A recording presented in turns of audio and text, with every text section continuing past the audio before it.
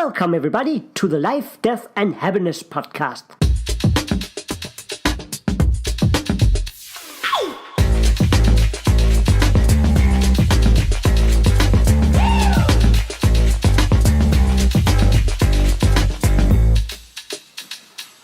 This is all about real talks with real people from all around the globe. In each episode, I will sit down and talk with a friend about how it is to live with an incurable disease or maybe even a terminal illness. And let me get this straight while we're at it. This is all about celebrating life. My name is Daniel Cole, and I'm your host. Welcome to today's episode. And today I have Mary-Beth from Chicago with me. And I don't know if you want to present yourself, Mary-Beth. Yeah, my name is Mary-Beth Johnson. I'm first-generation Guatemalan American who grew up in Georgia, moved to Portland about a month and a half after my college graduation, which happened to be 3 days after my wedding, and just recently relocated to Chicago in the middle of the coldest day in Chicago history. What were you thinking? You know what? Like, we couldn't look ahead in advance. It was kind of a last-minute move for sure for us. But it definitely, Chicago showed us her true colors that day. It was like negative 55 degrees when I got here. And it was like safe to be outside for longer than 3 minutes at a time.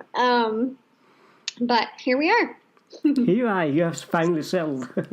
Yes. Can you talk a little about what is your condition? I can already now say that you have Fanconi Anemia, I have, and some other people who have been part of the podcast so far have. But can you explain a little about what it is for you to have Fanconi Anemia and when you were diagnosed? Mm-hmm. Yeah, absolutely. So I was actually diagnosed really young. I was diagnosed at 1.5. And that was... That's early. It is really early. So I have no recollection of that, obviously. But I was diagnosed because I had an older brother, Danny, who was diagnosed with Fanconi anemia and consequently leukemia. And so once they isolated him as a Fanconi anemia patient, obviously I was tested and I came back positive. And so I think the first few years with FA, I've always been relatively healthy, but my brother's health deteriorated a lot. We moved to Cincinnati for him to have a transplant. He had one family transplant and one with a random donor, and both failed, unfortunately. And he passed away from complications from that in 96. 96, okay, yeah. So I was about 4.5 when it happened. And a lot of FA for me, for like early childhood to adolescence, I just didn't connect it with myself. I was used to talking about it in reference to my brother. Yeah. Because he had been most severely affected. But I didn't really own it like a part of me. And part of that was fear. Like, part of that was being young and not wanting to think about death. That's a very natural thing, yeah. So normal, yeah. And part of it was teenage rebellion. And, developmentally, I just don't think I was ready. I think, like, I knew my immune system was weaker than other kids. So I was homeschooled for probably 1st through 8th grades. And then I went to a public high school. So I knew that I got sick a lot more than people. I knew that I had to go to the doctor pretty regularly, and I had to have my bone marrow biopsies. But for the most part, I just like totally dissociated from the idea of having FA as being kind of a part of my life. And, I was able to do that because I had never had my counts get kind of in a scary place or anything like that. They dipped a little bit my junior year of high school, and then were able, to kind of get back in a good space before college. Can I just say, just for the listeners here, when we talk about a transfusion with Fanconi anemia people, it's a bone marrow transplantation or transfusion or whatever you want to call it. And it's something that most people will go through sooner or later. It's not 100% that everybody gets it. We have a few cases, but it's we expect to sometimes. You expect it at one point in your life. Yeah. Yeah. So it's just to give them a little perspective of that part. Yeah. Yeah, and definitely, like, Fanconi anemia is a DNA repair disease, so our DNA repairs just at a way lower rate than the regular population. So that's why getting sick ends up being like a 3 or 4 week ordeal, where our immune systems are lowered. So like at one point I've had the flu, walking pneumonia, regular pneumonia, and like mycoplasma, which is a cold that most frequently cats and dogs get, but somehow I got. Yeah, of course. That's just something like, yeah, of course, I caught that one too. Thank you so much. Absolutely, yeah. But it presents itself usually with a lot of early and aggressive onset cancers, usually in skin, head, neck, throat areas. For women, there's a lot of gynecological cancers that are kind of coming up to the surface right now. I honestly feel like GI cancers are a big deal. I think that we're starting to see a lot of cases with like esophageal cancer, like colorectal cancer. At least I see that in our like adult group, happening a little bit more frequently. But basically it's just this mixed bag of, you don't know what you're going to get hit with. You don't know if it's going to be that you need a bone marrow transplant because you go into bone marrow failure, or if you're going to be dealing with cancers in your 20s and 30s. Yeah, that's a pretty good way to explain, because it's like this unknown part of your life all the time. As I mentioned in some of the others, I thought I was cured. I got my BMT back when I was 9. After 5 years, I was like, you just go out and live life. There's no problem any longer. And I didn't feel it for many years. Now that I know that I always had it, I got a cancer in 2014, like so many others. I've only had one, so I'm one of the lucky ones too.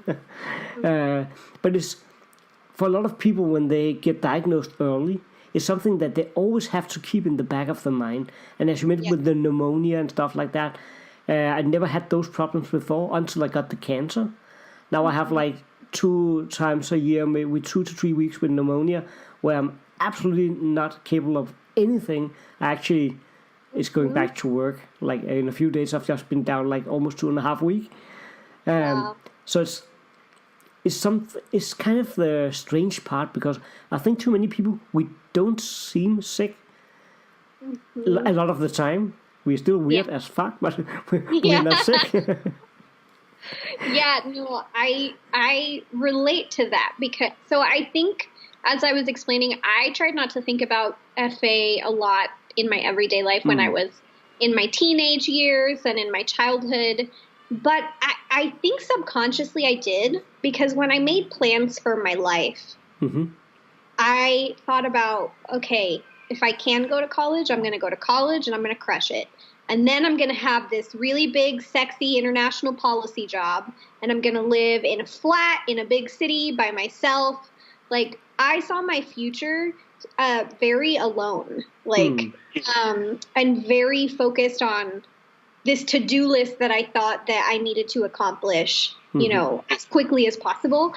And I ended up getting to college, and it was a totally different experience, where I met the love of my life, and I got married immediately after college as a baby, which I don't recommend to everyone, but it was perfect for us. It's such a gift. Yeah. Oh, yeah.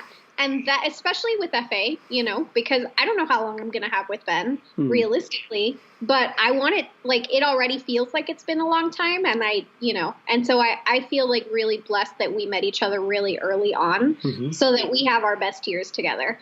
But as soon as I got married, I was like, oh shit, I'm really happy. I can't die. No, of course. I know that feeling. I mean, that was when maybe it sounds depressing to other people. It's not meant to be depressing at all.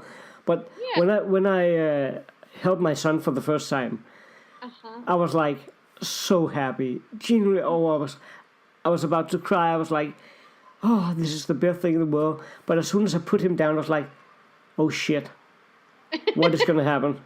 How long will I have with him? Yeah. So I get your feelings there. Yeah. Yeah. So my mom had always kind of been the champion of my health. She had done all my doctor's appointments and been on top of all my health records and everything. And so I remember calling her I think we had been in Portland for like a week. And I called her and I was like, what do I need to do? Like, what doctors do I need? Do I go? Because I'd been seeing a pediatrician my entire life because Fanconi anemia was originally a childhood disease because we didn't survive to adulthood. We didn't grow up, no. Yeah, and that's why they thought, for you, they thought it was a bone marrow disease because they didn't have the research to be like, oh, no, this affects on a larger scale your overall health and well-being. And so as we've kind of learned more over the years, like now you have to see an ENT and now you have to see a GI specialist. Now you have to see a dermatologist and, and that's kind of expanded even as I've grown up. Yeah, it's kind of crazy, actually, how many appointments you can have in a year. It's getting more expensive. In countries that don't have universal health care and that don't give a shit about sick people. I'm in the United States, ladies and gentlemen. It's okay. Come on, it's a natural feeling every now and then when you're in the situation you are where you need the insurance and all that stuff, yeah. Yeah, I'm like a big walking, like, pre-existing condition. I just remember, it's totally out of the left field, but the first time in my grown-up life where I kind of start to think maybe there's still something wrong with me, that was because I wanted a loan in the bank for a car. And they were like, yeah, but if you want this loan, you need an life insurance. I was like, why do I need that? And they were like, just like, no, it's just because you owed us some money before. And I was like, totally cool. That's all right. And then I got the loan. We bought the car. And then after 4 weeks, they came back that they were not able to give me a life insurance because of things they couldn't really talk about in that letter. And I was like, that's cool because I never wanted it to begin with, but I still got the loan. Yeah. And I at that time, I talked to my wife and I was like, but that is strange. Do they actually still believe that I have this strange Fanconi anemia I had when I was a child? And it seems like they were smarter than us. They were smarter than my doctors. I mean, the insurance companies, they damn well know what's up. Oh, well, the Isn't that ironic? Don't want to pay money for us. Exactly. They somehow they knew more than my doctors. Like, hard pass. It's so it was so ridiculous now that I think back about it. It's like Yep, I know. It's interesting those moments that, like, when I got it was like my second real job after college. And they had like a health benefits fair and everything, and they had an extra kind of like life policy insurance that thankfully, if it was offered through your company, they couldn't deny you for it. But it was in case of like accidental death or death because of like disease. And it was so funny because my husband was like, hard pass. He actually worked at the same company for a while. And so he was like, I don't need that. And I was like, oh, I need that. Like oh, hell yeah. I died. Like, but no, I called my mom. I got what I needed to know. I actually got connected with FARF then too, because they're headquartered in Oregon, and I was in Portland, which was like an hour and a half away from where they're based. And just for people who do not know, the FARF, often when I talk to Fanconi people, we talk about that. That is the Fanconi Anemia Research Fund.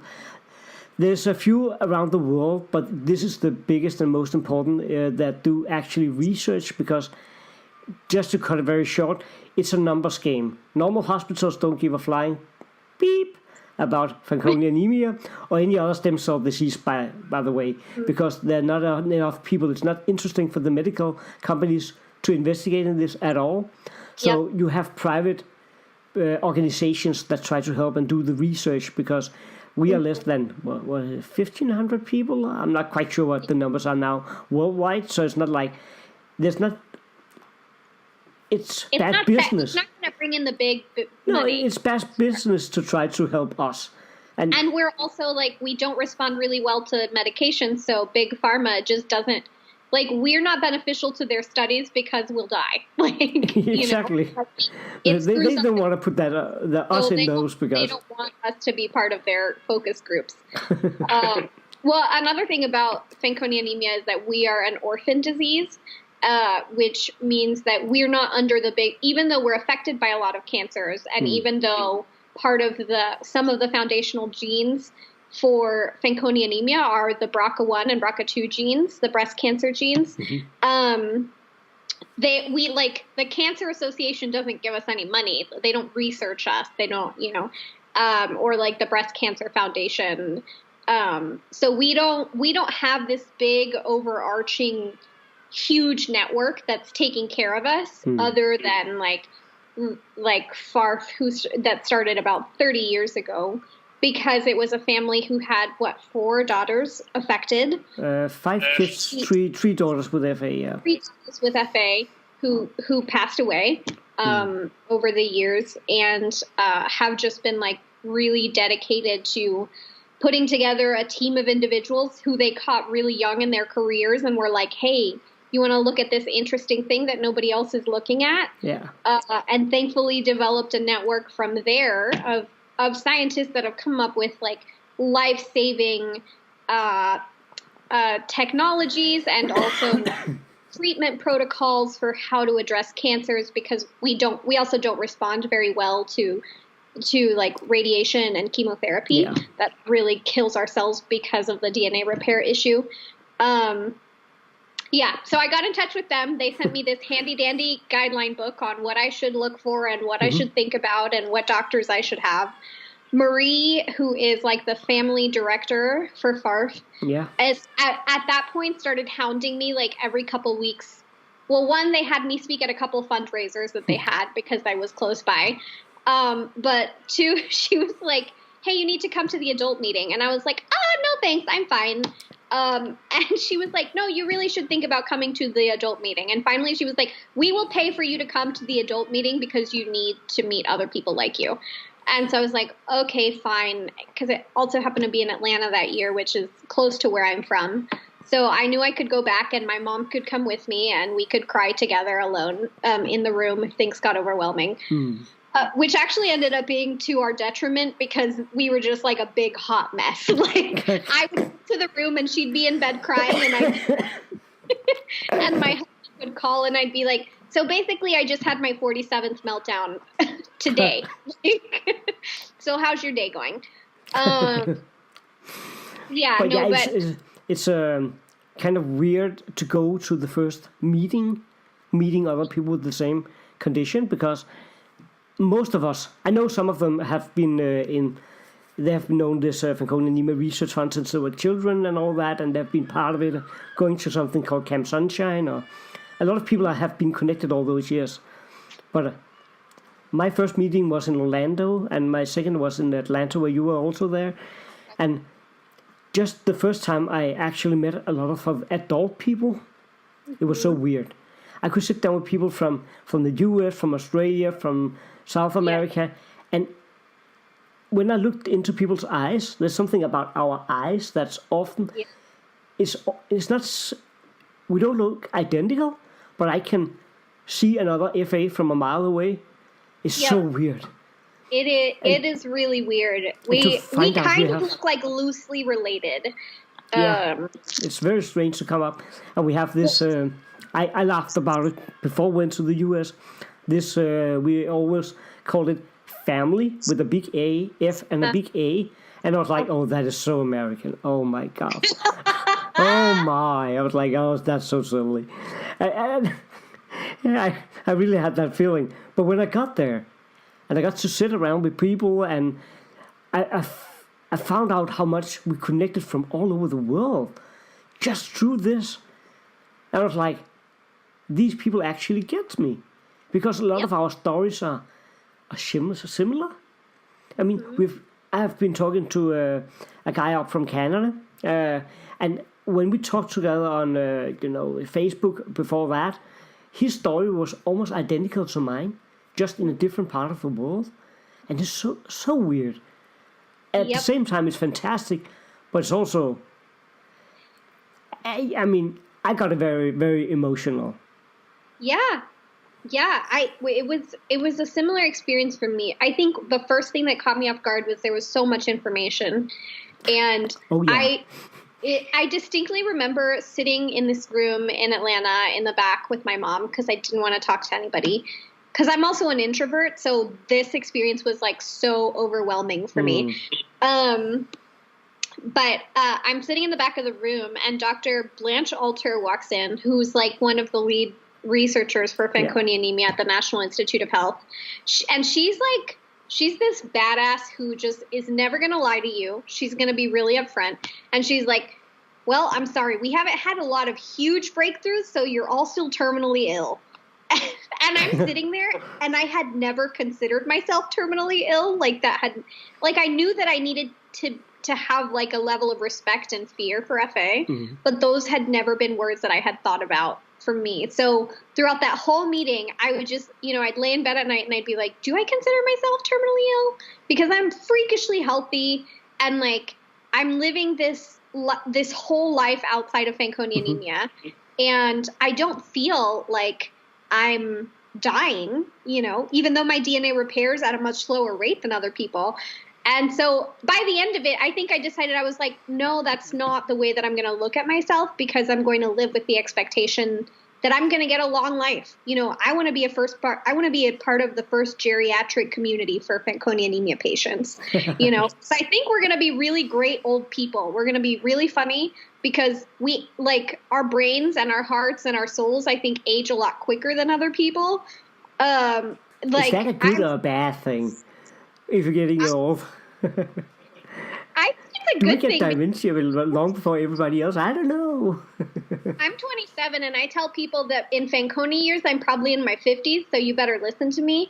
Because I know what I hear that one a lot, actually. But so by the end of the meeting, I had decided, okay, I'm not gonna dwell on this one thing that she said, because I don't want to live my life every day in the expectation that I'm going to die really soon. I want to live as if I'm going to live a long time, because there's a lot of shit I want to get done.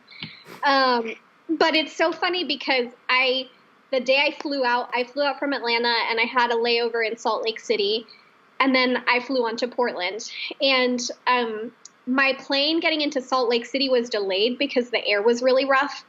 And by the time we landed, my other plane to Portland had already boarded, and the gate was closed. And I run up, and the woman is like, I'm so sorry, the gate is closed. And I was like, I have a terminal illness, and I need to go home to see my husband. Oh, you used that? And they opened the gate, and they let me on the plane. Oh, you did. I don't think I would ever dare to do that. It's actually, no.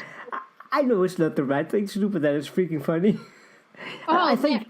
if it works. Scientifically, I have a terminal illness. Yeah. Actually, it's not to compare at all, but when we were in Orlando, we wanted to go to Disneyland one day. Of course, everybody has to go to Disneyland, just for the hell of it. So we went there with a British couple, where she was in the wheelchair, and I never thought about that before. Each time we wanted to try something, they were like, oh, you guys there, come up front. I'd never tried that in my whole life before. Like, I actually like having you around. She was like, hey. Yeah, I think there's this sort of this morbid sense of humor that we get to have. Yeah. That not everybody understands. And for people who are really healthy, they're like, oh my gosh, why are you talking like this? Like, I always joke about my husband's second wife. I'm like, she's going to cook terrible food. Like, so I work in the food industry, and I'm like, one day, I'll serve him like this huge steak and beautiful potatoes. And I'll be like, one day when you're like 80, your second wife is going to cook you a dry ass casserole. And you're going to think back to this moment so much. And I live with the expectation that I'm going to be his only wife, and that we're going to grow old together, and that we're going to go like skinny dipping at the old folks' home and get in trouble for it. But I also joke about that. Like, that's like one of my string of morbid jokes. But I think we all have like those little things where we kind of make light of this shitty situation that we've been given. And I think it's one way to go about it that I also prefer to do that, because I kind of spent my whole life thinking, oh, what is going to happen next week or the week after or the week after that. I mean, that will drive me crazy. I also said that in some of the other episodes, I've used this as fuel to live a better life. Because, I mean, if I do not know what will happen next week or next year, I might as well, instead of planning 10 years ahead, I plan what I want to do now and the next half year. I mean, I want to enjoy life, and I do that. And there's nothing in this world that could ever sway me from not doing that but still, as you mentioned, I know this is a risk we live with. And I talked to a coworker, and she was like, oh, she was talking about her pension, and it's like, I was like, why do you care about that? She said, oh, you should care about that because when you grow up and you get 70 and you want to retire, and I was like, nah, ain't gonna happen. And she was like, but you can't say that. But it's unrealistic for me. So really, that is one good thing about having a terminal disease. I do not have to spend time thinking about silly stuff like that.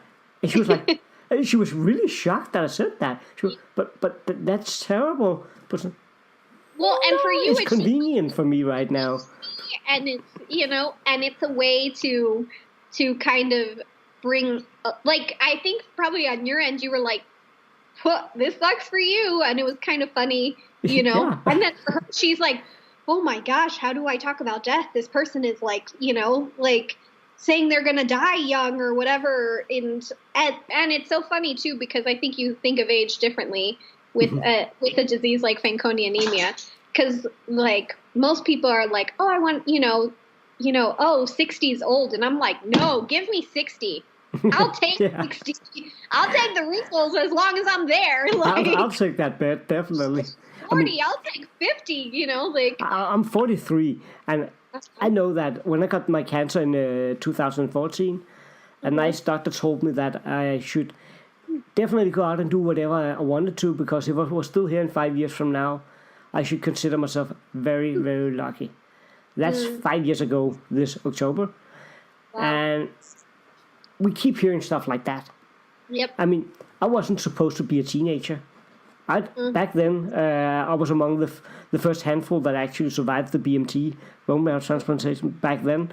And everybody was like, nah, you ain't gonna make it. But I did. Then I got older, and I was like, yeah, I can see the average lifespan has, I think it's 33 now or something like that. Yep. But I keep hearing these things, but I'm still here. I'm still feeling good. I have a job, I have a wife, I have a son, I have a dog, I have a house. I mean, I don't plan on leaving anytime soon. I mean, somebody has to set a world record. Absolutely. I want to be that one. Yep. And when I talk to some of the younger people with FA, I'll be like, okay, you're going to beat my record one day. And if you don't, I'm going to beat your ass, okay? Don't talk about, don't talk, some of the youngsters, and I don't think that only goes for people with Fanconi anemia, but people who are hit hard with any kind of stem cell disease or anything, that a lot of people forget to live, and they get afraid because, is it worth it? Is it worth the fight if I'm not going to live to, will I ever get a wife or a husband, or will I ever get a real job, and all that kind of things? But in reality, why the hell do you want to stay alive now if you don't enjoy it? Yeah, and I can relate to that because I think the first half of my life, I was afraid of that kind of attachment. I was like, it's not that I didn't want to get married, but I didn't want to think about it because I didn't want to think about, okay, if I get married and then I get sick, what does that mean, for my husband? And like, what if I get my dream job, but then I get sick and I have to step away? And like, I think it's this fear of letting go of those things, when in reality, I think now I'm at the point where I'm not afraid of the letting go part. I'm afraid that I'm not going to catch it. Like, like, well, obviously I caught my husband, so, there's one down. But like, now I want to hold on to that, because I know how good it can be to do the things that you love to do in your work. And I know how satisfying it is to have like a functional and full and fun marriage, that is strong enough to withstand grief as well. So one of our things is that we're in year 3 right now of try and have kids. Mm-hmm. So infertility is also one of those lovely things that comes with Fanconi anemia. And so one of the big reasons we moved to Chicago was because our insurance here would allow us to pursue fertility treatment. Yeah, like, I think, I mean, nobody thinks about marriage and they think about like, oh man, it's going to be a real hard time to have our kids. Or, you know, it's going to be really hard to be financially stable because we have so many medical bills. Or, you know, think about the hard aspects. You think about this like fairy tale stuff. But you know what? The love is just as good in those hard places. It's just exactly as good yeah. in like, we love so much deeper because we have learned to love each other in grief on days when you don't want to get out of bed, on days when everything hurts, you know, on days where you're just like, man, I don't want to open the mailbox because I don't want to get another $1,000 bill for a procedure that I have to have every 3 months to make sure I don't have cancer, you know, like, and marriage grows deep in those places, or at least for us, that's been our experience is like, I feel like we've been married forever. Sometimes I'll be like, do you remember that time when blah, blah, blah, blah, blah? And Ben's like, you were like 12 when that happened. We didn't know each other. I just feel like I've been with you forever that I like insert him into like the memories of all my life. And I think that pivot happened when we got married of like being so afraid to hold on to something in the event that I would lose it before I was ready. And now I'm just like, no, I'm just going to hang on to it for as long as I can. I'm going to get after like what I love to do, and I'm going to do it with my whole heart, you know? It's a lot about staying in the present and just being where you are with the people you have around you. Because that's, in fact, that's what everybody should do, no matter if you have Fanconi anemia or anything else. I mean, you should be able to do that because you get more out of life that way. Yep. Yeah, but I know. Can I ask you a thing? Because if I can backtrack just a little bit. Sorry. No, you think? You talked about being homeschooled when you were younger. Yeah. Was it difficult to you to get back into, but get into the social life? How did you handle that? You know what? It actually wasn't. So I now rate as an introvert. On like from introvert to extrovert, I'm pretty introverted. But when I had been homeschooled for so long, and you know, I was around a lot of people. We had like a homeschooling group, so I had other friends who were homeschooled, and we would do science projects together, and we would go on field trips, and so like I had friends, but we were all kind of weird. By normal standards or whatever. And when I went to school, I was so ready to like meet people and get shit done and be good at school and be in choir and be in drama, and that it honestly wasn't hard for me at all. So you just were like, finally, I get to do it. Yeah, and I had grown up around a lot of like older people because my parents are also entrepreneurs, so like I was homeschooled, but I would go to work with them and I would do my work, you know, in their office, my schoolwork in their office. And I was ready to be around people who were my age. And thankfully that transition for me was really easy. Like, that's good to hear, yeah. So easy. And I was just curious because I talked to, in an earlier episode, I talked to Amy about going back after a BMT where you have been, you know, out of the loop for such a long time. So I thought that maybe being homeschooled was the same situation. But for you, it was a totally different experience. Yeah. Well, and I think there's a difference because I think having a BMT can be like, it's hard to explain to people outside of your community what that experience is like. And people tend to treat you fragilely. Yeah. And I feel some kind of way about that, but we'll get into that later. But it's different when you're coming from like a traumatic medical event, I think, into school, because it's hard to explain.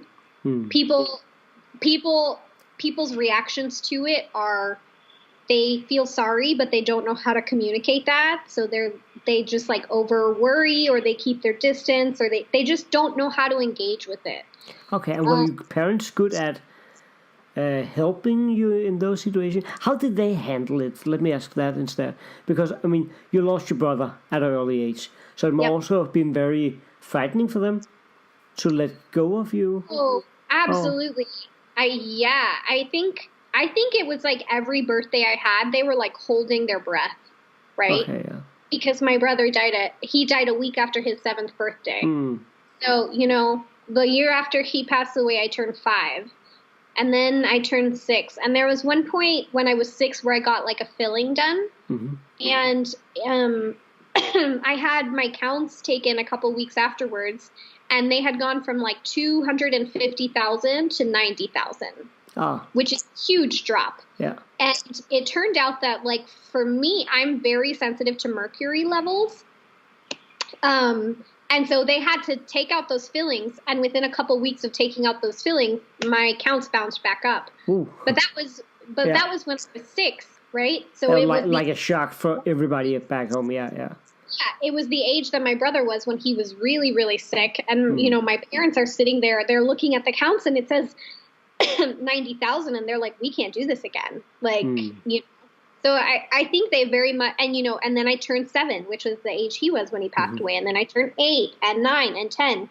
And I think they just kind of lived with this anxiety of like, okay, is it going to happen again? We don't know. Like this is, and it was definitely like, it was one of those things where my mom dropped me off for my first day of high school. And like, she made me give her a kiss on the cheek, and I was like out the door. I was ready to in and make a name for myself.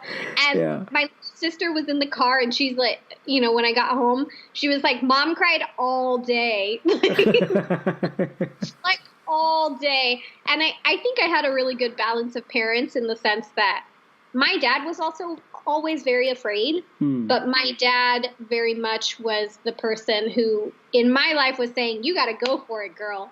You're a brown woman in the United States. You're short. You're sick. You have to get after it. You have to get an education. You have to go to college. And that's actually a very good way to look at it. Say, you better go kick some ass. Yeah, if you want to build something for yourself, you just go out there and give them everything you got. Absolutely. And my mom, my mom was also always she was like the champion of everything that I did. She came to everything. She always kept the house open so my friends could come over.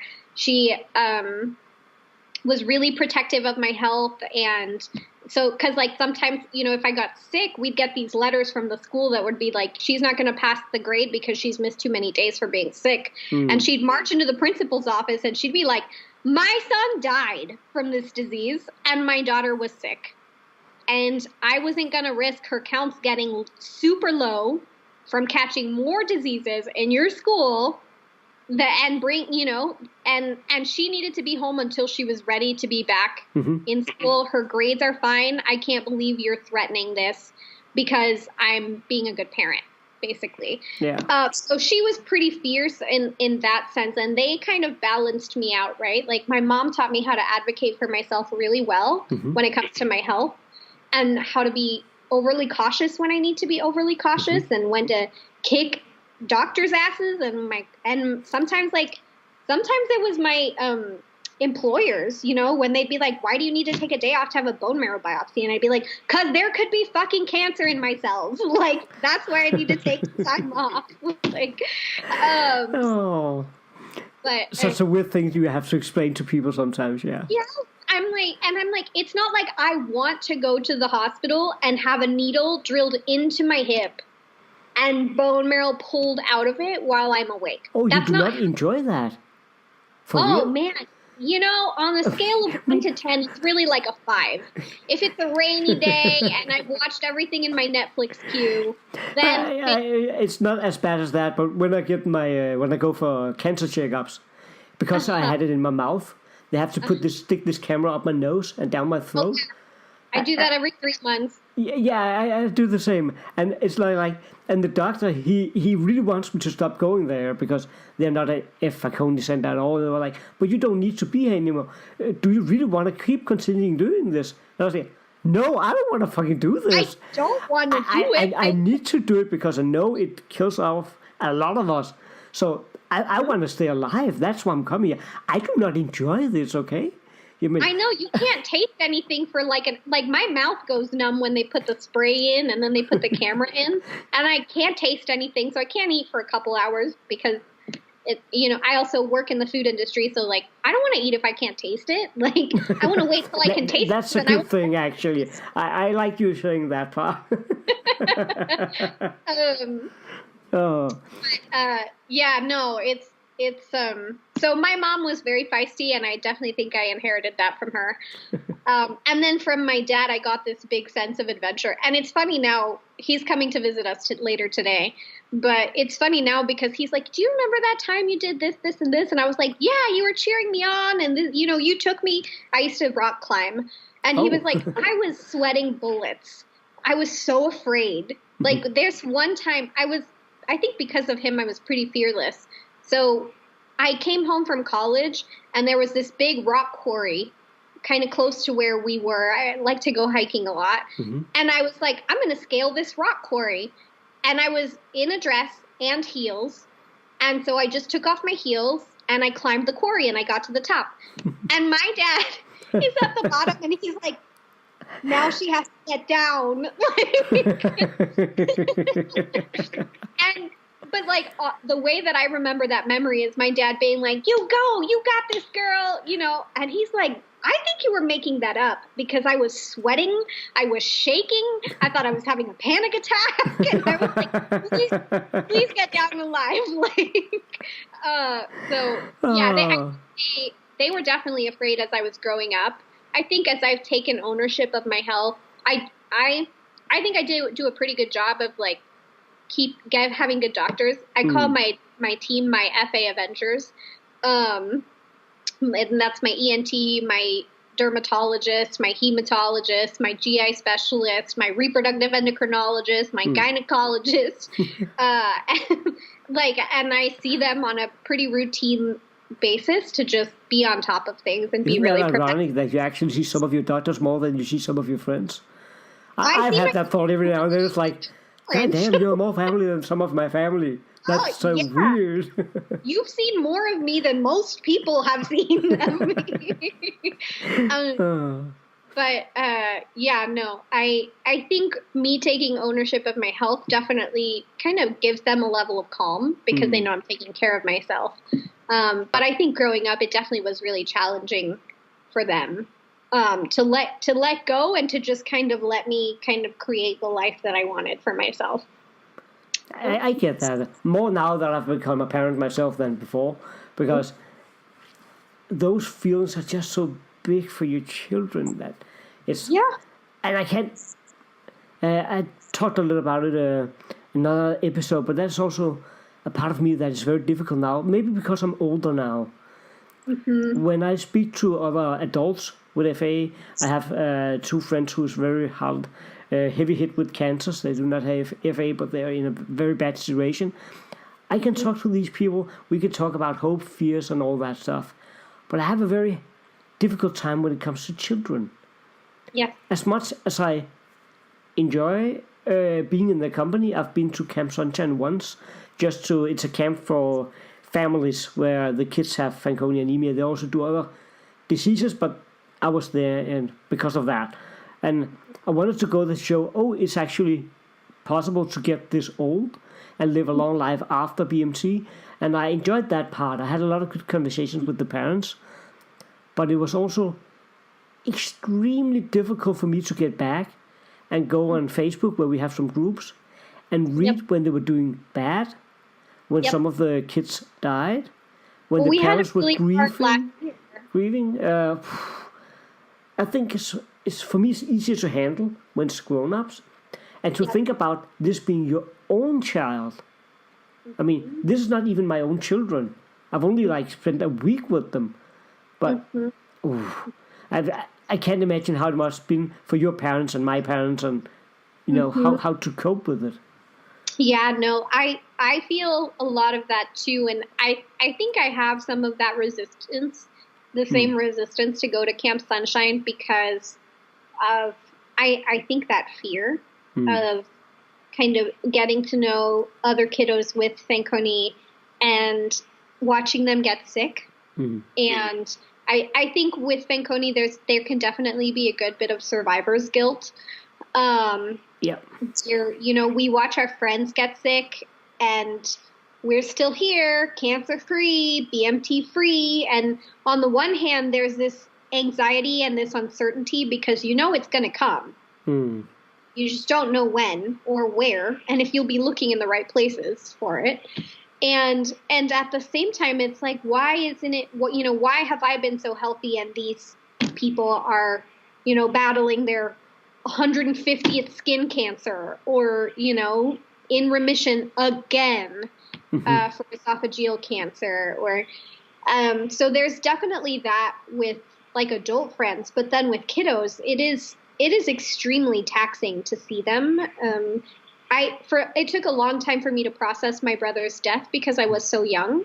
Yeah. And I got so used to this dialogue in my mouth that, like, I remember I was 20, I think I was 20, and I had come home from college and I was cleaning out the attic and I found a box of his things.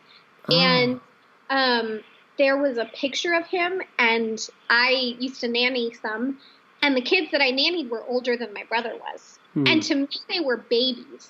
Yeah. And so to make that connection in my brain that like my brother died at a younger age than these kids, it wrecked me. Like, and so then I'm late to the party of grief because everybody's been grieving my brother for the last 17 years. And then all of a sudden I feel these feelings of like, he was a baby, and he was a very mature little kid, and he was a loving kid. When he was like going through BMT, he held a bake sale every week because he wanted to raise funds to go to Guatemala because he found out that there were kids in Guatemala that didn't have enough to eat. And so he held a bake sale, and the same nurses and the same doctors bought the cookies every week because it was an ICU ward, and not people were allowed on the floor. But he raked like $700 out of these nurses and doctors who came to the bake sale every week. That's actually kind of cool. Yeah, I like his commitment. Imagine being sick, dying, trying to process, how do you process that when you're sick? And then thinking about other kids and being like, oh, they're hungry. I should do something about that. I think that's a natural thing for not just us, but general for human beings. Sometimes when I get sick, when there's something with me, I can handle that. I mean, in reality, I'm very calculated when I had the cancer. Of course, I had to just find out what this was about, but I handled it very well. I was like, okay, I need to get this done. I was very calm.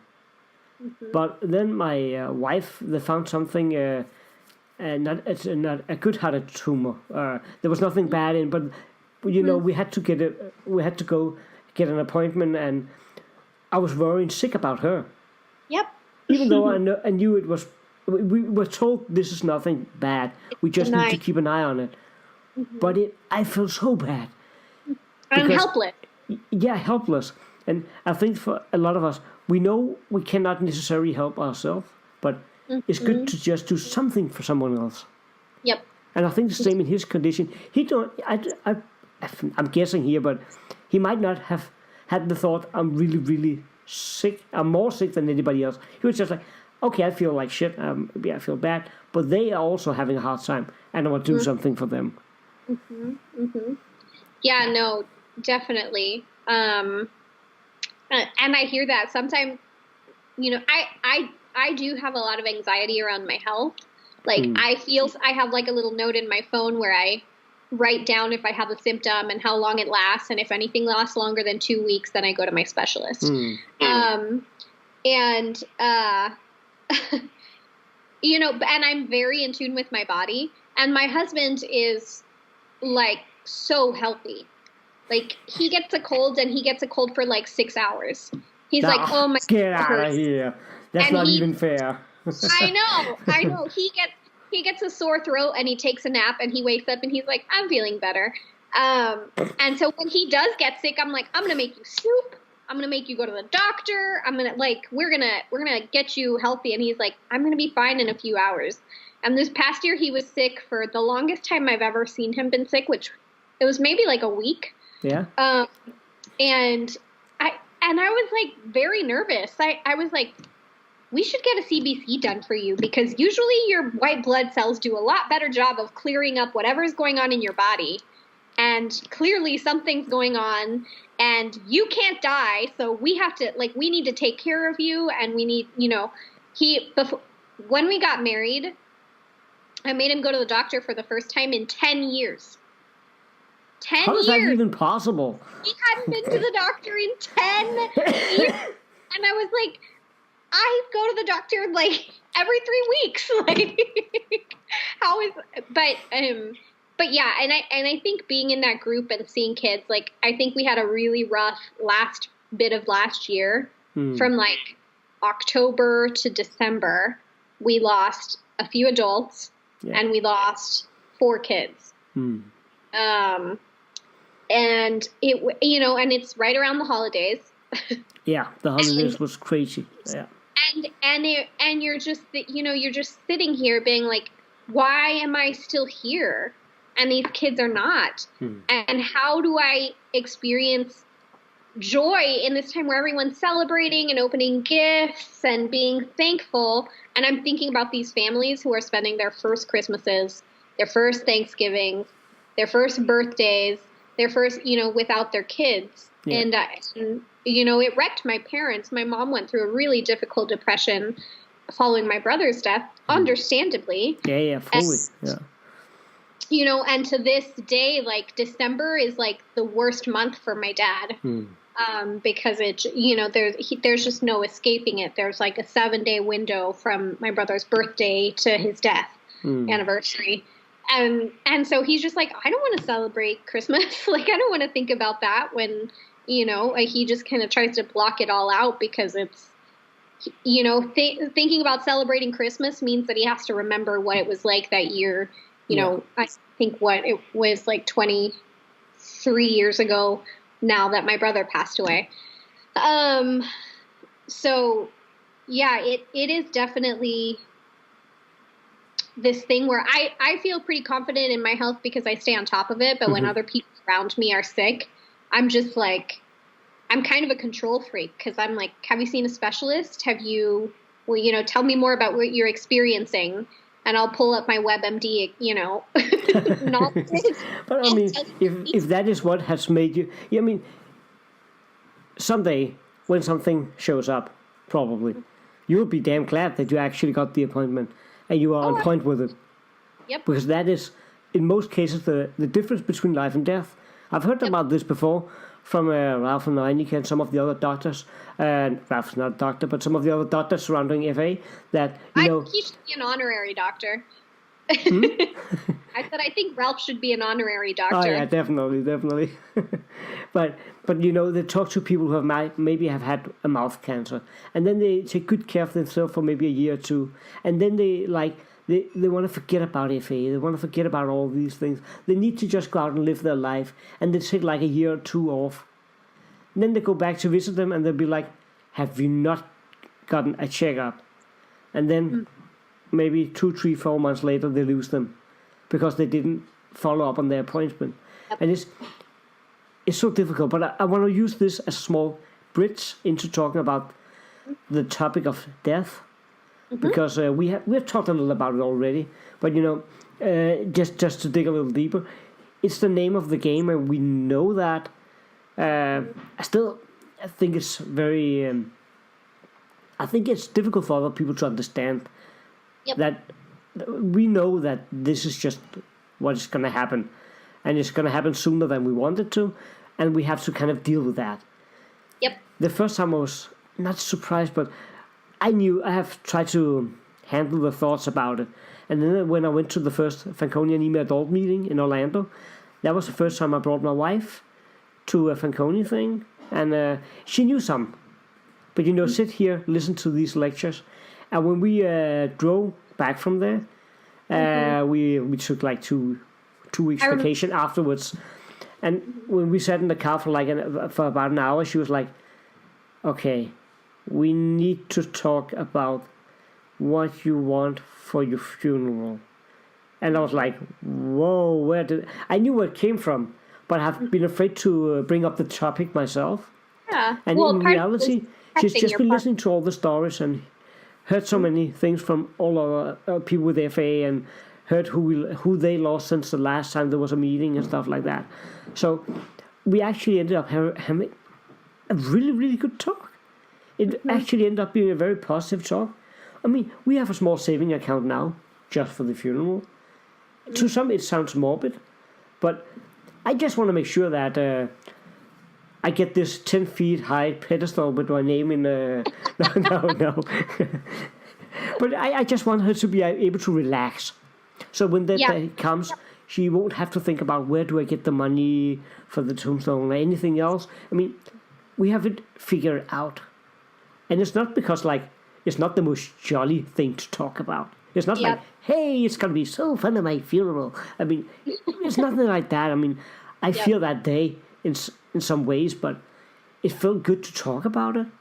And after that, we have only talked about it very shortly a few times because we know what's going to happen. And that gives me a confidence that when that time comes, hopefully I will relax more. It will be easier for me to let go because I know she's taken care of. Yep. I don't know if that makes sense. Oh, it does. It does. So I think the framework that I think about death in is mostly positive. I think, I'm not afraid of being dead. No. Because once that happens, it means I'm not sick, No more afraid. I don't mean to sound morbid, but I'm pretty sure the way I'm going out is probably going to be painful. It's not going to be this fun experience where she just died in her sleep. Maybe she died in her sleep after a really aggressive and painful cancer. And so the part of being dead doesn't scare me. That's not the part. No, I think I've lived a life that I'm proud of. I think I've fought for the dignity of other people, that I have loved deeply, that I have stood up for things that I think are unjust, that I've been a voice for people who are grieving and who need to know that pain is a normal part of life and that it's okay to feel those things. And so I don't, when I'm dead, I know some people are going to talk shit, but for the most part, there will always be some people. Yeah, definitely. Be happy to have known me, and they'll say all these things at my funeral. One of the things that I think about a lot is I hope people are very realistic at my funeral, and that instead of being like, oh, she was so nice all the time, I hope they're like, no, she was challenging. She was a challenging person. She made me uncomfortable. She made me think about race and things that I did in ways that I didn't want to think about them. And she made me have hard conversations. And she, and she stirred things up in my life that I didn't want to be stirred up. And she talked about heavy things. I want them to be realistic about I'm not a sugarcoater, and so I don't want to be sugarcoated in death. I want them to be like, she was a hard ass and she was annoying sometimes and she was really stubborn. And we loved that about her, because that's part of who made her her. I think for me, the part about death that is still challenging to think about, that's scary, is that I don't know when it's coming. So I don't know if it's coming in my 30s, No. I don't know, and especially as somebody who really wants to be a mother, I really want children and I really want them to have me for as long as possible. And so I am afraid of that in the equation of what it looks like. Okay, if I do get sick while my kids are young, how do I prepare them for that? How do I make the most of the time that I have with them? How do I set up Ben to be in a good position, as a single dad? That's something that has to happen. And I think I'm definitely afraid of young death because I feel like I have so much left to do.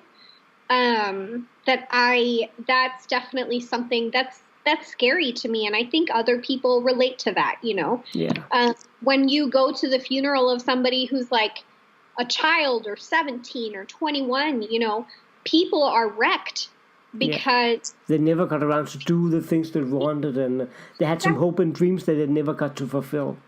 Yeah. And if it does happen young, I know that I've lived a life that I did what I wanted to do. Like Ben, I've made Ben promise that if I have any kind of tombstone, that's what it'll say, because that's kind of my life catchphrase. I do what I want. I like that one. And so if I have a tombstone, it'll say she did what she wanted. Yeah, I think I also think about the impact, right? Like, I don't want to die before my parents. It's a very morbid thing, but like, I really hope my parents die before me. No, I get that. I get that. I don't want them to have to bury another child.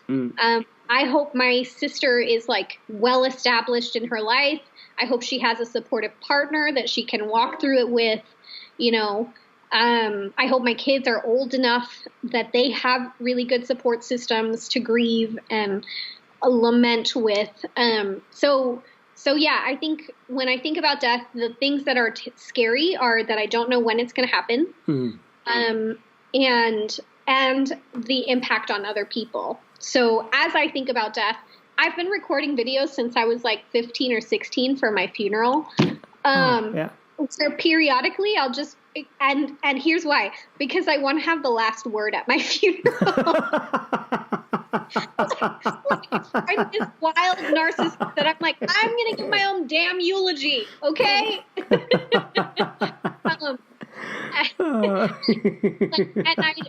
they're kind of funny and stuff. And so when I think about my funeral, I want counselors to be there. Like, when I think about planning financially for it, I'm fine being cremated, and that's pretty affordable in the U.S. And so what I want to focus on is like, I want counselors to be present. So because I feel like in the last few years, I've come to understand grief in a really intimate way. And it's not linear. It happen, you roller coaster in and out of grief, and some days are easy and some days are hard, and some days you're just frozen. You can't feel anything. You're numb. And so I want to set up the people that I leave behind to grieve well, right? To know that they can grieve and that it's okay for them to take their time. Yeah. And it's okay if their grief looks different. If it doesn't look like breaking down in the middle of my funeral weeping, and it takes them a couple of months to process through that. I want them to have the space for that. So I have a friend that's an event planner, and we've talked about it a little bit, and I'm like, okay, when the time comes and I'm getting, and I know that I have a diagnosis, we're going to sit down and we're going to plan my funeral, because there has to be really good food. Like has to be incredible food, because that's been such a big part of my life, right? It sounds so much like us being at home. And I want really good food. It's almost gonna be like a wedding. Really good food, and I'm really particular about flowers, so there have to be a specific type of flower. But I want there to be a music room. I want there to be an art therapy room. I want there to be just like a talk therapy room, and just like a fun, I want there to be space for the people that are really sad and the people that are not really there yet, and I want them to have options to kind of cycle through their grief in healthy ways. Because that's been really important in my life, to like give myself the space to be like, this sucks balls. Okay, I thought I had my stuff planned out, but not on this level, not at all, not even close. I was half expecting you to talk about a little bouncing castle for the kids or something. I haven't thought about kids. I'll have to think about childcare. But no, yeah, I think, and I think it's important for people as they step into grief processes to have this feeling of like goodbye, right? That a lot of people don't get to have. And so when I think about my funeral, I think it's my goodbye to them, to the people that I didn't get to say goodbye to, to people who I might not have been that close to, but it's like, I get to set the tone of like, hey, you're allowed to grieve and be sad and be where you're at, but I was at peace because I lived a good life, and I want you to continue living out my legacy. So yeah, I think for healthy people, death is such a scary concept because in Western culture, we just want to believe in that, you know, you're going to grow to be 80 years old with your partner or spouse or, you know, your kids, and you're going to get to do all the things you wanted to do. And then one day you will fall asleep and you will both die within 10 minutes of each other in the bed. And then, it'll be slow book. Yeah. The people have this notion that it has to be like that. And it doesn't have to, like, death can be young and still have dignity and still have legacy and still, you know, be a celebration of a really meaningful life. Like, I think to me, I agree about the dignity and all that. For me, I think I'm not, as you mentioned, I'm not afraid of dying. I'm like, I'm gonna die. That's okay. That's all right. I found my peace. I've been living a good life. When the time comes, it comes. I'm more afraid of the time leading up to. I'm afraid of losing myself, losing the person that people knew. I think that's the most scary part for me. That, you know, some people, they go out with dignity. They are aware of the situation. They're sad, of course, and that's all right and all that. But some people lose a lot of their own personality. Yep. And they start to not being able to recognize the people they love and stuff like that. That to me is the ultimate nightmare. Yeah. And I think that's a really valid fear, right? Because you want your last image with, you know, that the people that you love and the people who are taking care of you to be of you is one of dignity. And we don't have control over that. And it sucks to not have control of that. Yeah, you know? and I hate to not have control. It's uncertainty. Yeah. And especially with FA, every single case is so different. So you really never know. But I think this is where it comes in handy, being somebody who, like, you've talked about different levels of preparedness that you have financially, you know, to take care of your funeral expenses, and having conversations with your wife. And eventually that'll look like having conversation with your son, right? And I think the normalization of thinking about death and being like, this is going to be a hard thing that eventually we're going to experience as a family. Like, and so I think normalizing that process kind of helps prepare the people around you. You know, because you're not going to be able to control it at the end. No, you're right. No matter how much we want to, it's impossible. It would be great to be able. If I had control over my life, yes, I would die right next to my husband at 80 years old, 5 minutes apart, because I'd never want to live without him. Like, you know, that's what my control would be. But we don't get the luxury of that. So what we can't control is how we talk about it with the people who we love, so that they know what we want, right, when it happens. So, you know, that even looks like life support, like when I'm in the hospital, how, you know, and I've been unconscious for, you know, 1 week, 2 weeks, and it looks like there's no brain activity, or I can't breathe on my own. At that point, let me go. Oh yeah. I'm not going to pull a Lazarus. I'm not going to come back. And every person kind of gets to decide what those thresholds are. But talking with our people about them kind of informs them, you know, so that hopefully they can be emotionally preparing for, this is something that's going to happen. And we're not, like, obviously, you know, traumatic memories like that when somebody's dying, they stay with you. But you know what stays with you more is memories of, like, people as you knew them, right? Yeah, I agree. Because that is, my mom died of cancer 12 years ago. This year's 12 years. And sorry. And it's okay, you know. We deal with a lot of these kind of things, but it is difficult. But that's also why I did get when you said you didn't want to die before your parents, because that is like the most vivid memory I have from my mother's funeral. everything else was okay. I chose to make a speech in the church instead of the priest doing it, because I was like, I knew her all my life. I want to do this for myself and for my family.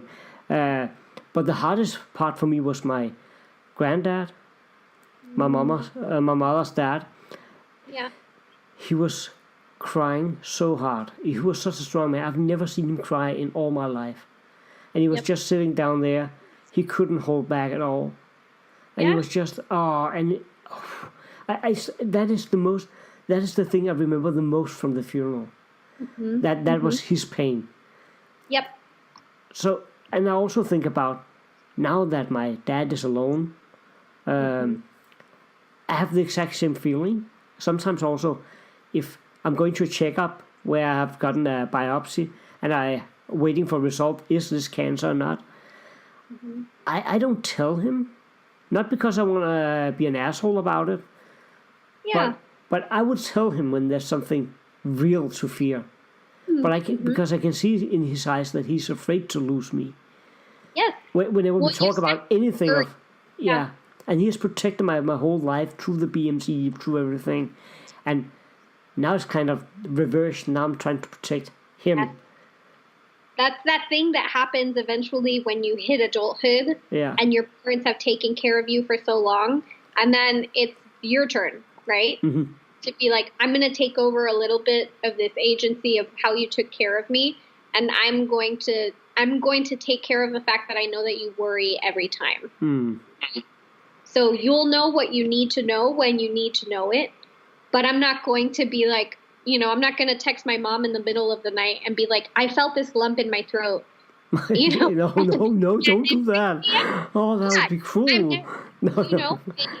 I don't communicate on that level with her. No, I get it. She has made me promise that I'll tell her, it's the moment I get any kind of diagnosis, which I'm an oversharer and an open book. So like, I'll be like, Mom, you'll know. And so will everybody else. Like, I'm not the kind of person that does secrets. But yeah, no, there is this kind of protectiveness that you feel towards the people who have been your caretakers or will be your caretakers, of being like, okay, we already know that it's going to be hard, or it already has been hard, and I want to protect you from a little bit of that, right? So I get that completely, and sympathize with those same ideas about kind of fearing for our parents, what that would be like, what that loss would be like. Yeah. Even though at the same time, I'm like, I don't know. I can't even begin to understand the concept of living without my parents. And I know you're halfway there. It's impossible, I think, for anybody until you're there. Yeah. So, but I know that I want to survive them, because I don't want that pain for them again. And you're so stubborn, you probably will. I'm glad I communicated that. That it's a good trait to have when you have something like FA. I talked to Eric about it. I'm very apologetic about it. I'm just glad that I communicated. No, but I talked to Eric about it too. You have to be somehow stubborn and just be like, but I will keep on going no matter what. I have so many things to do. And sometimes you have to be that way with your doctors. Like, I'm a hard ass with my doctors, and like anytime I go under and they're doing anything, I'm like, so like this year I have to have my first endoscopy, colonoscopy. And I'm like, if I wake up and you tell me that you saw something and you didn't biopsy it, I'm going to throw something at the wall. Like I need you, if it looks suspicious, even if you could like look at it and be like, it's just a polyp or it's just this, or like, I need you to biopsy it. First of all, because it's cheaper for me that way. If you just go ahead and do it, then if I have to come back in and you do a biopsy. But you don't understand how little things can escalate, in a patient with FA, because that's not your primary like care cases that you're getting. So so I have to be really kind of, my doctors love me, but I have to be kind of rough around the edges sometimes and be like, okay, maybe you're not scared about this, but you're not the one that's like head over heels still in love with her husband, and wants to live a long life and wants to experience pregnancy and wants to raise her kids to be like sassy and strong and independent and stubborn and agents of change in this kind of sometimes messed up world. And so I need you to be aggressive. I need you to be your most aggressive self. But isn't that fair enough? Because if a doctor, and most of them are so good, so I'm not trying to talk down to them or anything, but if they make a mistake with you, they can go home, live another day, go back to the next patient. It's your life. You can't. You only have maybe one chance. So, I mean, what you're doing is the same thing to do when you have something like FA. Yep. Oh, yeah. I mean, I'm not sorry about it. No, I didn't think you were. I'm just reconfirming that, you're right to be an hard ass about it. Yeah, no, I think, I also think that this thing happens. I don't know if you can relate to that, but I'm very picky about my doctors, and I have to be very picky because at the beginning, people would be like, oh, you have Fanconi Anemia. And I don't know if you've watched the show House on TV. I have, yeah. I would become that case for them where I'd be like, I'd come in and I'd be like, something hurts in my lower stomach, and I think it's maybe my ovary. So I need a pelvic exam. And they would be like, oh, we're going to do an ultrasound, and we want to do a this, and we want to do that. And I'm like, you are not listening to me. Right? I don't need $15,000 worth of medical bills because I know what's going on in this part of my body, and I know that that's okay. I'm telling you that I need you to check this, right? Because I know my body better than the 5 minutes that you spent in medical school talking about Fanconi anemia. And so once I experienced that to, where doctors were like, oh, this is an exotic case, so we want to do all these fancy tests or whatever, I'd be like, you're looking at this the wrong way, and you're not listening to me when I'm telling you what's going on in my body, right? And if you're going to bill my insurance and I'm going to pay that bill, I want to pay it about something that I believe in, right?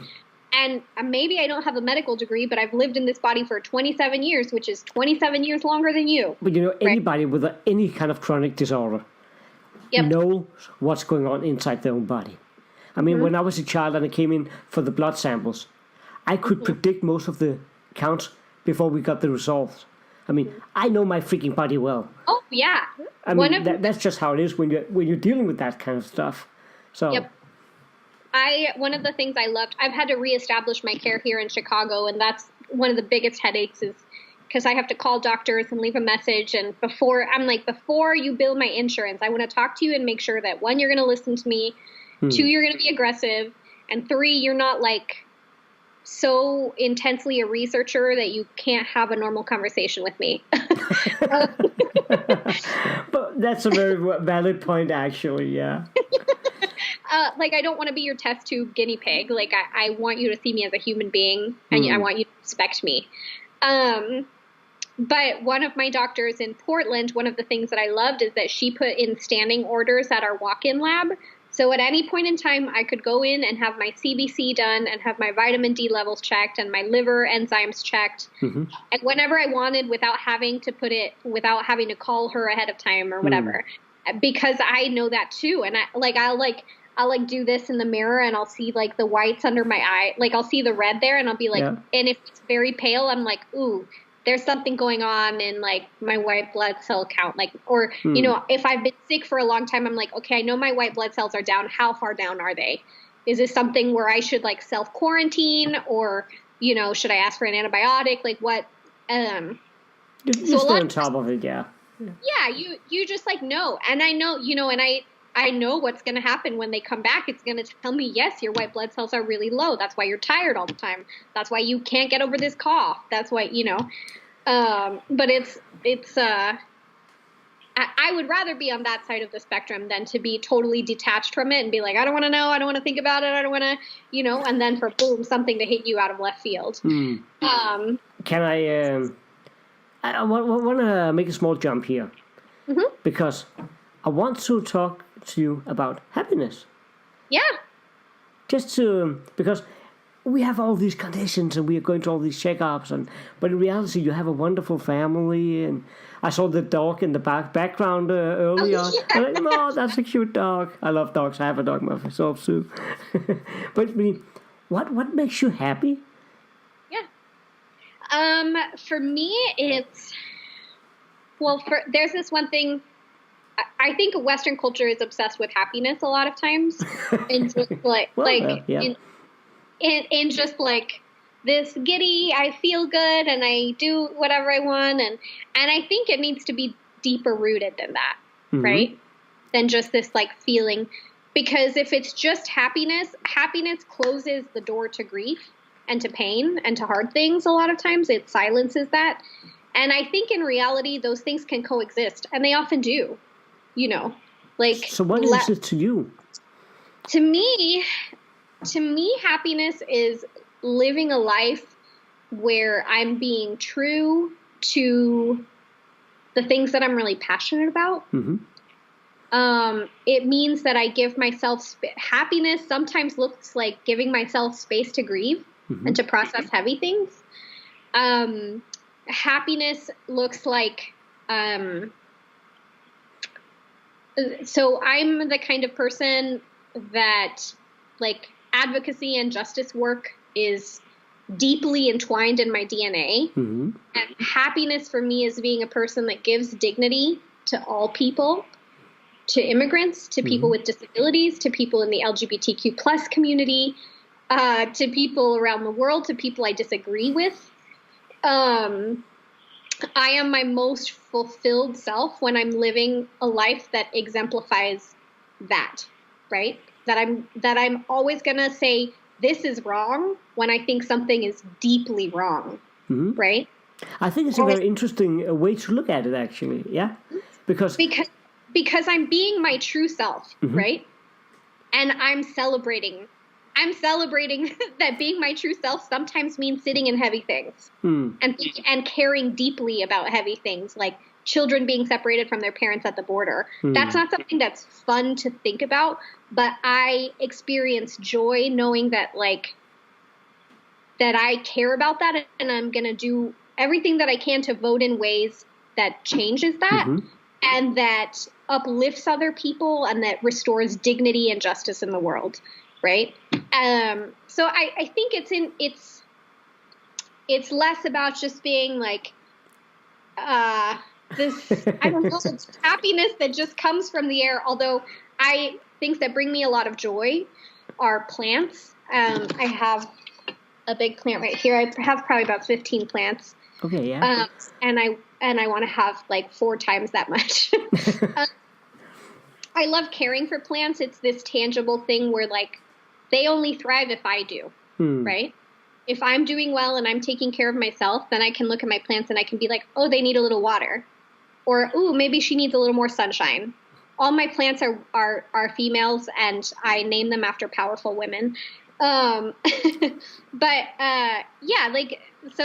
I enjoy plants. I love making things with my hands. That's why I love cooking, because it's this kind of sensory experience where I get to put things together.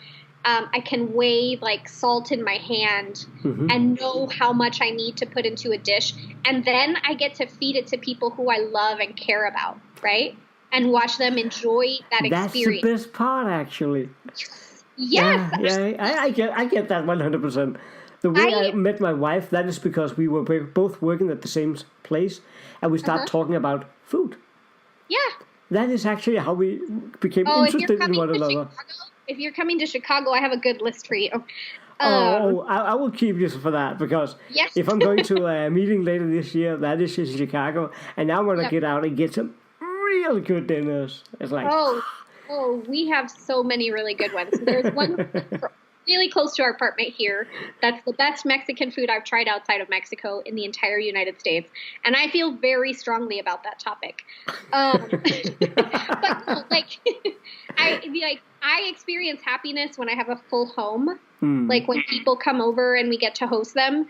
It's so funny because I'm in the kitchen, and I like to eat really fresh food, and I like to eat in courses. so I make something and I put it on the table and people kind of eat through it a little bit.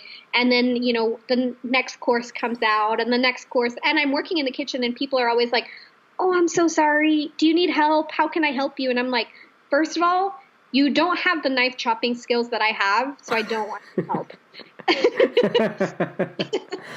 And I don't want to sit here and teach you. And there are some times that, I do teach people a little bit about cooking. But that's not like when I have people in my home, I love being in the kitchen, especially as an introvert, and hearing them talk and drink wine and get along and eat good food and just like relax and feel like they're at home. And I love that position and posture from like getting to like from the kitchen, you get to see everything that's happening. And what's happening is connection and friendship and family and people are comfortable. Like I love when people come to my house and just like open the fridge and they just like reach inside and they get something. I love for people to feel comfortable. Other things that make me happy or that bring me joy are being outside. I love hiking. I love being in the sunshine. I love getting away from city noise. That's one thing I miss from Portland is that we had so many mountains everywhere. And here it's just flat. Flat. I never thought I would miss walking uphill so much, but I really do. So flat here. Yeah. And then, obviously time with friends and family, just with people who you feel known with, where you walk in a room and they look at your face and they're like, oh, what's going on? Tell me. Because I see it all over your face, People like, who actually knows you, people who like know you on a deep soul level who are like, that's not just a resting bitch face, that is you are pissed face. What the hell happened to you today to make you look like that? Yeah, but I think at the truest at the root for me, it's just acknowledging all the spaces that I navigate, spaces of Fanconi, spaces of what it's like to be a brown woman in the United States who has immigrant parents, what it's like to be someone who's young and infertile and desperately wants to have kids and experiences grief in that. Somebody who, who's not going to be quiet about things that I feel really strongly about, who's going to be in your ear and annoying about it until you have a heart reaction, I really enjoy your way of thinking. And like that's happiness because I think I was created to be all of those things. And I don't want to be this compartmentalized person. I want it to just kind of this freely flow, right? And I want to be proud of the way that I care about things or, about, even like loving how to cook and being good at it. I want to be proud. I delight in being good at it because then I get to teach other people to do that and to linger around the table and to enjoy that time a little bit more. Happiness isn't just like you wake up and you feel great, because sometimes you wake up and you don't feel great, but you're going to do your best to be your full self that day. And you can still be happy at the same time. Yes, absolutely. Yeah. It's not like I wake up and I'm having a bad day and everything in my day is bad. There was this day, actually right after Mother's Day on Monday, my mom called me and she had a terrible racist encounter on Mother's Day. There was this absurd situation and I was shaking with anger. I was so angry. And I told my husband, I was like, just be ready because I'm pissed. So when you get home, I'm angry and I need to talk about it. I saw your Facebook page. That was me being very low-key about it. But he came home and then I was like, oh, wait, there was this part of my day where your brother's wife called me and they were buying plants because they just came to visit us and they decided they wanted plants in their house. And so I was getting to give them advice about the plants and I was so happy doing that. And, This other point happened where I go on the same walk every day with my dog, and there's an older gentleman that we see every day who's walking home from the university that he works at. And I've been telling Ben, I'm like, I want to be to the point where we like sit and talk to each other a little bit, because he always gives me a big smile when we pass, and I give him a big smile. And this day he like stopped, and he asked me what my dog's name was. And we talked for a little bit, and that brought me joy, so like, even though this bad thing happened there are tones in I'm allowed to be happy about all the other things that are going on too. It's not like you're strictly happy or you're strictly sad or you're strictly angry. They just all kind of mesh together, and you do the best that you can. But I also think that it has a lot to do with you as a person, because you have made that choice somewhere down the line. Because I meet people that if they have one incident in a day, the rest of the day is devastated. I mean, they can't, it's like they keep going into this loop about all the negative stuff and all that. So, I mean, I think it's a very, very good trait to have as a human being, because I agree with you totally. And that is also part of what I wanted to talk about in this podcast. It is no matter how bad your situation is, there's a lot of humor in it. There's a lot of good stuff. There's a lot of happiness. There's a lot of joy. I mean, we deal with the hard stuff when we have to. I mean, sometimes it kicks us so hard in the nuts, we have to like look at it and be like, okay, I'll give you my attention now. Yes. But the rest of the time, I mean. Yeah. Yeah. And I think part of that is like, I live a life with a firm hand on Fanconi. The other way around. FA doesn't have its hand on me. I have my hand around FA. And that's why I do preventative checks every 3 months. That's why I pay so much in medical bills. That's why I work my ass off, But then you're on top of it. So that I'm on top of it, right? And I'm not in this space where FA rules every part of my life, And either the same you control it or it controls you. Yeah, that's just how it is. I try my best to do that with infertility as well, where yes, it sucks. And I think about being a mother, it's as inescapable as breathing. As long as I'm awake, I'm thinking about it, right? But I live such a beautiful life outside of that. Like, the love that I experience with my husband is this, deep soul connection that I never anticipated having, that I never thought could be bigger than it was on the day of my wedding. And I look back on that and I'm like, were we even in love? Because what I feel now is so much bigger than that was, right?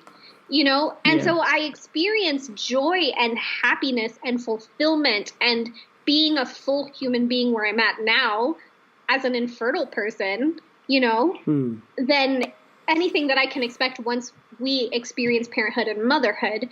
And in infertility is, yes, this big, hard, messy, long journey that I wish nobody had to walk through, but it's not everything in my life. Even if I talk about it a lot, it's not, infertility. I think it's a natural thing. My wife, I got FA and she got PSO, I think it's called. PCO, I think it's called actually. So it took us 9 years. I mean, and we have not wasted money on fertility, but we have spent so much trying to do everything we could. And the one time they were like, there was absolutely no hope for us. We're like, nah, it's not going to be this time around. They were like, we're not sure if it's an egg or it's I don't know what it is. But that was the only time she actually was pregnant. And to people that is where it's easy to get pregnant, it doesn't matter so much. But when you can't have that part, or you feel it's going to be very difficult, almost impossible, it can really, it's huge in anybody's life. Yeah. Well, and it's one of those things that takes intentionality. If you know that it's going to be hard for you to get pregnant and have kids biologically, or even thinking about adoption, people are like, oh, why don't you just adopt? First of all, adoption comes from this heartbreaking change of relationship. Yeah. From parents who say, I'm not equipped, I'm not ready, I can't do this. And they have to sever this connection with somebody that they've carried for 9 months, right? And that's a condition that comes out of heartbreak. And then you don't just adopt. You go through getting screened as a family and getting screened financially and getting screened for your health and paying a lot of money to lawyers. And even when you take home a baby, it's still usually about a year until they're legally yours. There's still a period of time when a biological parent can be like, no, I want this child in my life. And it's not that something you just do. You don't just do that. And then you don't just do infertility treatment. Like, you got to be all in to be like, yes, pump me up full of hormones and drugs that are going to make me walk around like a psychopath most days and be really bloated. Don't tell my wife, but yeah, I know exactly what you mean when you say that. That make me have hot flashes in the freezer section of the grocery store where I'm like, I just want to live here because my body feels like it's on fire, Meanwhile, there's every direction I'm looking at, there's a stroller or a pregnant person or, it is an all-consuming thing, and there's life outside of it too. Yeah. But I'm so sorry. We're almost running out of time. Yeah, but it's been such a pleasure. But it's so fun talking to you. I really, really would like for you here by the end. Do you have any good advice to either people who are relatives to people with diseases like this, or other people who end up in a similar situation like we are? Do you have something that, just a few wise words or anything you would like to share with them? First, I would say that it can be really challenging when somebody is newly diagnosed. I feel like people can go a couple of different ways. They can go in the direction of, I want to control everything. They can go in the direction of, I want to run as far away as I can and I don't want to think about this, right? So for people loving others who are newly diagnosed, give them a little bit of space. Give them a little bit of space to kind of wrap their head around it. If they want to be fully in control, maybe slow them down a little bit and be like, hey, how are you feeling? Are you processing this for real? Or are you just jumping into like fight mode, right? Let's slow it down a little bit and give you time to take a full deep breath and realize, okay, yeah, this is a hard, heavy thing that just came into my life that I didn't want to be a part of my life. And let's acknowledge that grief, right? If they're going in the other direction of like, you know what? Peace out. I'm going to Bali for 3 months. Maybe be like, okay, maybe you should go to Bali, but do you have a specialist there?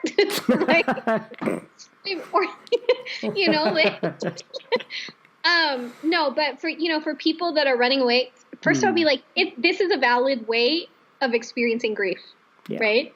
And hardship. And it's okay to be afraid, but we have to do this together, right? So give them the space and take care of yourself, right? As a caretaker. That's actually also very important, Like, you need... I think a lot of times caretakers are like, there's so much of my responsibility to keep this person alive or to keep this person healthy or to, all of these things that it can be hard to kind of reclaim space and time for yourself. And that's not going to look like probably going to the spa every week or, like doing, going on a trip by yourself, right? Because realistically, there isn't space for that in illness, right? But what you can do is you can say, okay, I'm going to go talk to a therapist because I need to get this out of my brain, right? And it doesn't have to be talk therapy. It can be art therapy. It can be animal therapy. It can look like however you relate to grief, there's probably a therapeutic process for that out there. They need to do something because if they lose all the energy, they're not any help. Well, and you need space to process that because it's a loss and a grief on your part too, right? The loss of like, oh man, I thought my child was going to be healthy, right? I never considered having a sick kid and how that changes the entire trajectory of our life, of what we eat, of like what cleaners... It changed the whole fairy tale we talked about earlier, the whole dream about how life is supposed to be. And so you need to have space to grieve the loss of that, because that's a loss, right? Yeah. But for the person, it's like this loss of like, I thought this is how life was going to be, and it's not going to be that way. And kind of before you step in, you need to have a framework of being able to not just see the person that's going through it, but see yourself as like, okay, I am part of this too. This affects me. And I need to acknowledge that and give myself space so that I don't get lost in it. Right? I think that's a very good advice. And on that note, I want to thank you so much for participating. Yeah, thank you so much for having me, Daniel. It was so fun to and I hope that for a little bit. I hope people out there would like your story and at least give them a different way of thinking about things, because you're living the way you are, and I really admire that. Before we talk today, I mean, I've only seen you once, met you once, and you seem like a very outgoing and happy person, but you also have these other layers, and you have some different way of thinking about a lot of these things that I think might inspire some people. So I hope so, and the same about you. I'm glad that we got to have some dedicated time to kind of dive a little bit deeper than, you know, those Atlanta meetings where you're trying to see all your friends because you only get to see them. Yeah, we're like 50 people trying to spend time together over 3 or 4 days. It's almost impossible, but you do your best. But yeah, definitely. Yeah. But it's been a pleasure, and thank you for joining. You sweet son, a big hug for me. Oh, I will do that. I promise you. Yay! Take care. Yeah, you too. Bye-bye. Thank you for listening to tonight's episode of Life, Death, and Happiness. If you like this, please do us a big favor and subscribe to us on iTunes, Overcast, Spotify, YouTube, or wherever you're listening to this podcast from. If you also give us a good rating, that will be much appreciated. You can also follow us on Facebook and Twitter and help us spread the word through there. My name is Daniel. I'm signing off. Thank you so much for listening.